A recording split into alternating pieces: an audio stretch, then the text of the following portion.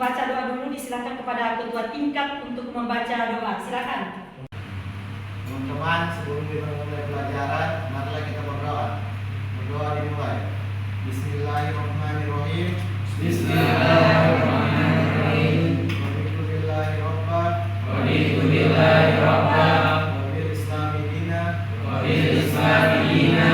Wabi Muhammadin nabiyya wa rasulah. Wabi Muhammadin nabiyya wa rasulah. Rabbi zidna ilman. Rabbi zidna ilman. Warzuqna fahman. Warzuqna fahman. Pertemuan kita pada hari ini adalah pertemuan yang keempat. Adapun sub CPMK yang akan dibahas pada hari ini adalah mendeskripsikan tentang teori politik. Yang indikatornya adalah dapat menjelaskan pengertian teori politik, sejarah teori politik, teori-teori politik abad modern, serta sejarah perkembangan politik Indonesia. Sebelum kita membahas materi ini, Ibu ingin mengingatkan bagaimana materi yang lalu. Masih ada yang ingat? Bu, teori sosial yaitu merupakan cara pandang terhadap sesuatu yang digunakan untuk mempelajari ataupun menafsirkan suatu fenomena sosial yang terjadi dalam masyarakat. Baik, siapa lagi yang lain? Ada yang lain? Saya, Bu. Silakan. Teori sosial adalah kerangka kerja yang digunakan untuk mempelajari dan menafsirkan tentang sosial. Oke, ada lagi yang lain? Baik, sebelum kita masuk ke materi, kita refresh dulu, kita main dulu. Oke, silakan berdiri.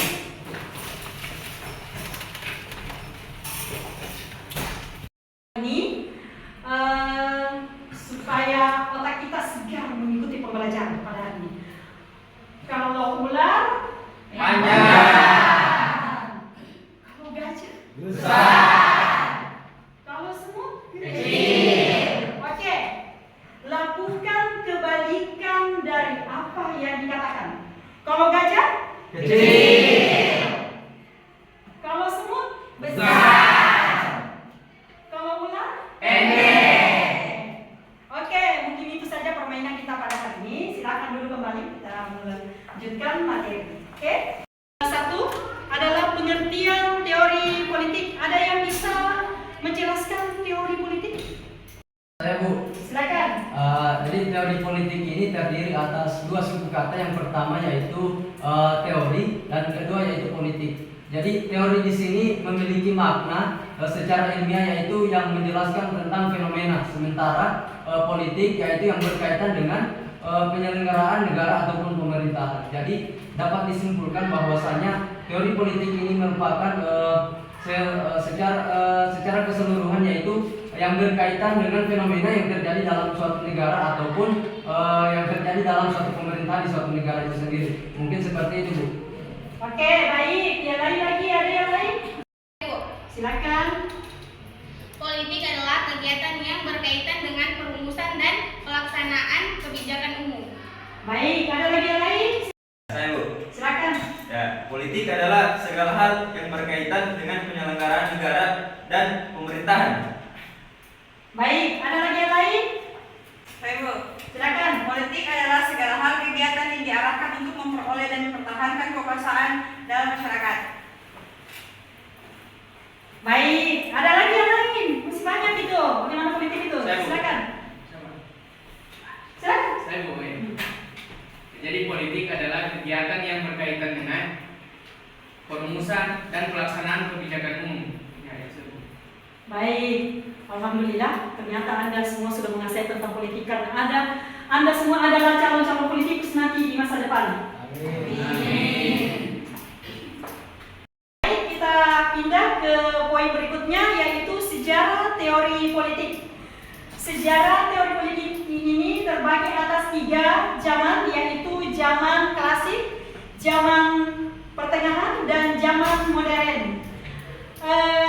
Zaman pertengahan, zaman modern, dan zaman klasik dipelopori oleh siapa masing-masing zaman ini? Silakan. Zaman klasik dipelopori oleh Plato. Oleh Plato.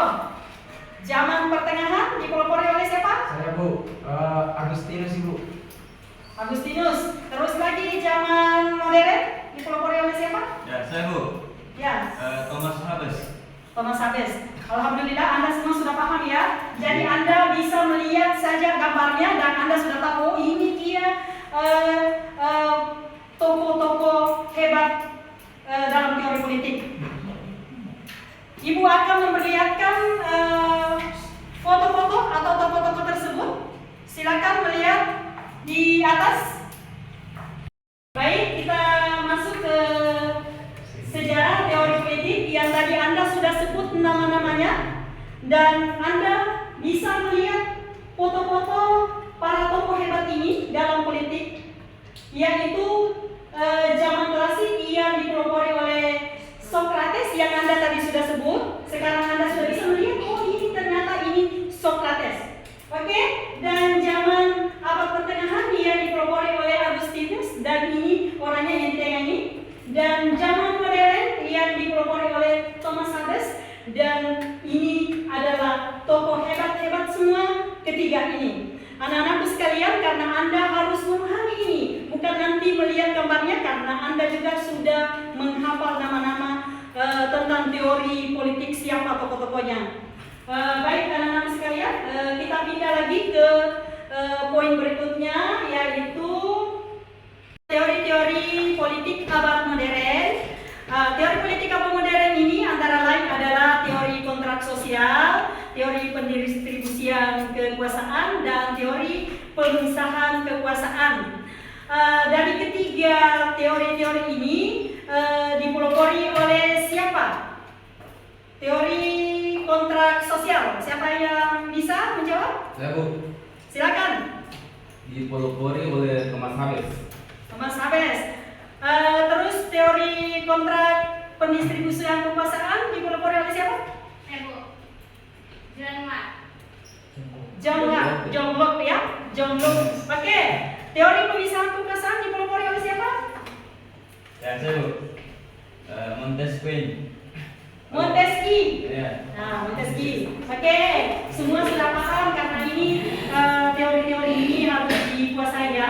Sekarang kita masuk ke sejarah perkembangan politik di Indonesia. Sejarah perkembangan politik di Indonesia ini terbagi atas 4, yaitu zaman era penjajahan. Terus zaman Orde Lama. Terus lagi Orde Baru. Terus zaman reformasi atau era reformasi. Nah, anak-anakku sekalian, kalau zaman atau era penjajahan ditandai dengan politik apa itu? Saya Bu, Silakan.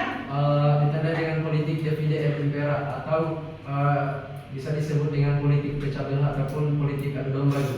Ya, politik adu domba. Di zaman penjajahan itu terjadi politik adu domba. Ya, jadi ada lagi yang bisa menjawab tentang era Orde Lama yang ditandai dengan politik apa itu? Bu. Silakan. Silakan ini lagi. Terima kasih Bu. Ya. Jadi Orde Lama yang ditandai dengan politik demokrasi terpimpin. Ya, demokrasi itu terpimpin. Orde Lama itu siapa penguasa waktu itu? Ada yang masih ingat? Saya Bu, Siapa? Presiden Soekarno. Presiden Soekarno. Oke, kita lanjut. Era Orde Baru yang ditandai dengan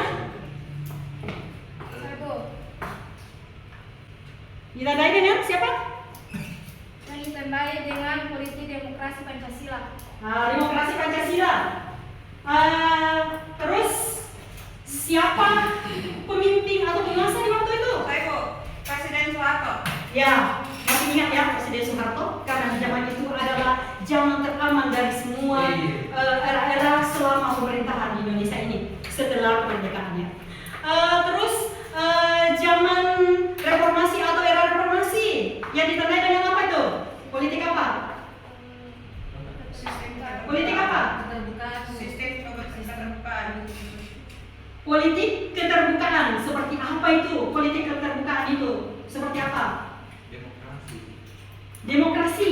Jadi Anda sendiri yang akan memilih pemimpin yang akan menjadi presiden, menjadi wali kota, menjadi gubernur, menjadi wakil-wakil rakyat, yaitu DPR.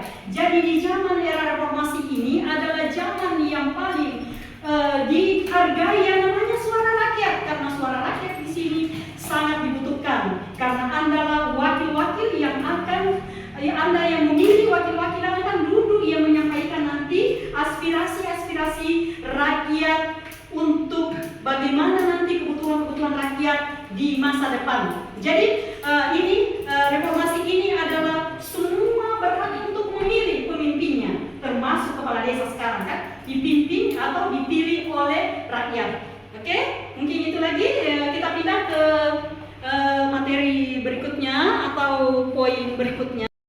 Indikator-indikator yang ini kita capai sudah kita bahas dengan tuntas. Sekarang Anda menonton video dan mendeskripsikan dan kemudian mendiskusikan dan kemudian membuat makalah. Silakan menonton video tersebut. Di Televisi Intelijensi Unit baru saja merilis laporan Indeks Demokrasi Indonesia 2020. Dalam laporan ini Indonesia berada di peringkat ke-66 dari partisipasi politik, budaya politik, serta kebebasan sipil. Secara umum, The Economist Intelijensi Unit mencatat. Setelah Anda menonton video tadi, silakan membagi kelompok, lalu kemudian mendeskripsikan, terus mendiskusikan dan membuat makalah tentang video tadi. Silakan bagi kelompok. Kepada kelompok 1, setelah mengamati dan mengidentifikasi video tersebut, apa yang Anda dapatkan? Ya, baik. Setelah kami mengamati dari video tersebut bahwa demokrasi yang ada di Indonesia itu telah mencapai kemunduran. Mencapai kemunduran. Ya, yang awalnya dari mengalami kemunduran ya. Ya, mengalami kemunduran. Mengalami kemunduran. Oke, ada lagi yang lain? Silakan. Jadi dari video yang tadi dilihat bahwasanya demokrasi di Indonesia ini mengalami kemunduran, yang dimana itu dari indeks yang demokrasi Indonesia itu menempati urutan yang ke-64 di bawah Malaysia, kemudian Timor Leste, kemudian Filipina, kemudian dengan angka 6,30. Jadi bagaimana bisa Indonesia yang duluan merdeka daripada beberapa negara ini kemudian sekarang ini mengalami namanya kemunduran di demokrasinya. Hal ini mungkin perlu adanya tindak lanjut ataupun perbaikan kembali pada sistem demokrasi yang sekarang berlaku. Mungkin cukup itu saja itu yang bisa kami sampaikan. Terima kasih atas kesempatannya. Luar biasa jawabannya, mantap betul. Karena memang betul.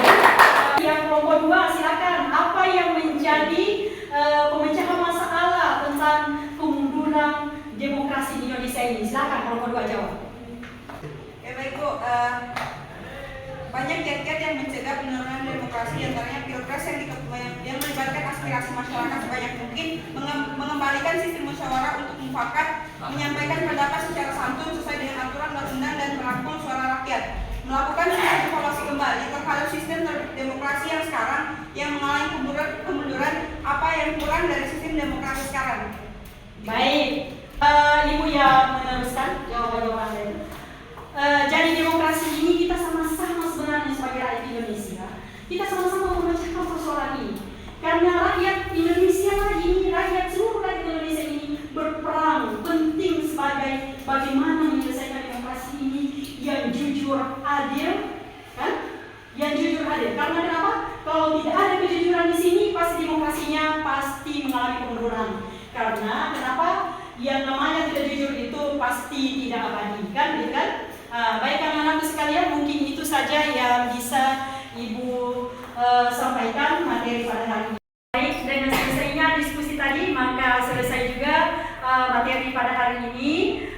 Sebelum kita mengakhiri, maka dipersilakan kepada ketua tingkat untuk membaca doa dulu. Silakan.